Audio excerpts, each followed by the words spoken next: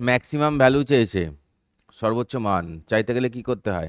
First dy dx করে দিতে হয়, ডিফারেন্সিয়েট করতে হয়, তাই না? এটা হয়ে যাবে 0 - 2x + 2। ঠিক আছে, আর এই ডিওয়াই ডিএক্সটাকে 0 করে দিতে হয়। অর্থাৎ কি দেখতে পাচ্ছি? অর্থাৎ দেখতে পাচ্ছি 2x = 2, অর্থাৎ x = 1। তার মানে x = 1-এ আমার ম্যাক্সিমাম অর মিনিমাম ভ্যালু কি বলি থাকতে পারে। তো দেখা যাক এর ম্যাক্সিমাম ভ্যালু হয় কিনা। এটার যদি আমি d2y dx2 করি, তাহলে আমরা দেখতে পাচ্ছি যেটা হচ্ছে -2।